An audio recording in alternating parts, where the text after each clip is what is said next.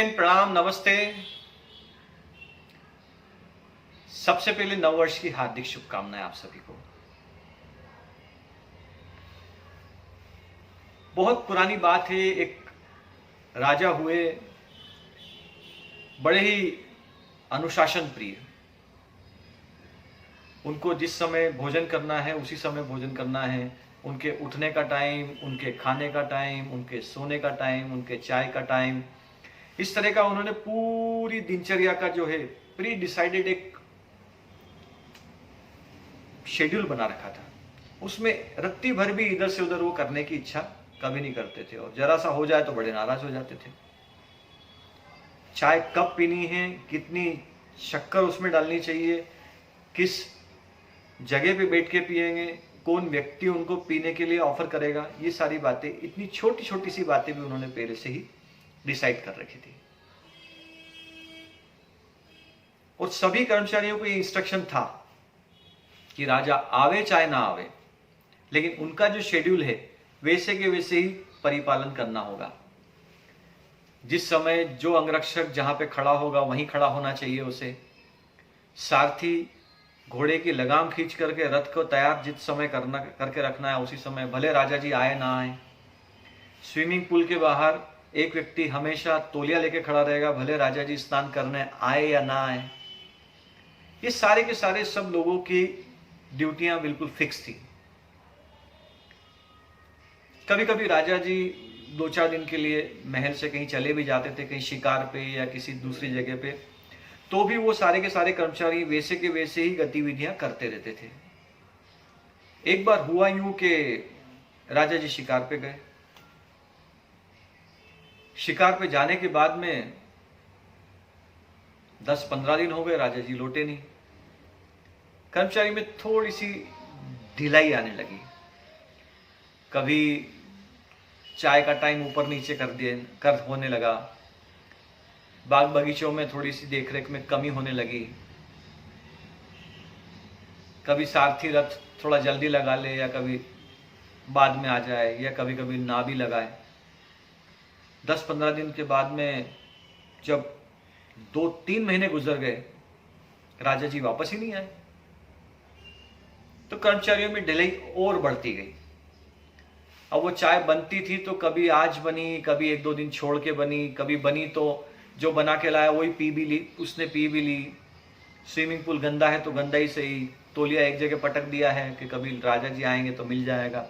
जूते पॉलिश हो रहे हैं, कभी नहीं भी हो रहे हैं। क्रम चलता रहा और 1 साल गुजर गया। राजा जी जब गए थे तब बोल के गए थे कि कभी भी मैं आ सकता हूं और मुझे सब चीजें ऐसी की ऐसी चाहिए।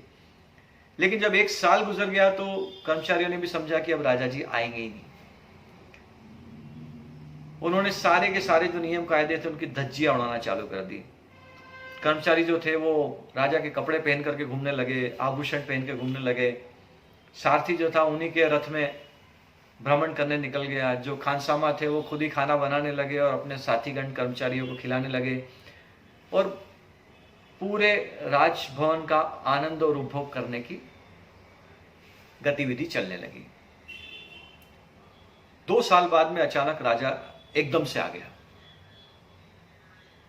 वो देख करके बड़ा हैरान हुआ कि मेरे कपड़े, मेरे आभूषण, मेरे घोड़े, इन सब का उपभोग तो मेरे कर्मचारीगण कर रहे हैं। स्विमिंग पूल गंदा, जो वहां का गार्डन था वो उसमें कोई सफाई नहीं है। लेकिन उसने किसी को कुछ भी नहीं बोला, केवल निगाहें रखी, हर एक को एक एक बार देखना शुरू करा और हर एक व्यक्ति अपने अपने काम में जुट गया। 5 घंटे बाद में देखता है तो वो सारी की सारी चीजें अपने रूटीन में एकदम से आ गई। जिसको जहां होना था वैसा वो सब हो गया। दोस्तों, ये एक सांकेतिक घटना है, लेकिन ये सांकेतिक घटना में अगर आप सोचें तो राजा आप स्वयं हैं। ये हमारा जो शरीर है, ये हमारी जो इंद्रियां हैं, ये हमारे कर्मचारी हैं। हम लोगों ने अपने इन कर्मचारियों की तरफ देखना बंद कर दिया है। केवल एक निगाह भर देखने से ये कर्मचारी ठीक हो सकते हैं। अब होता उल्टा है।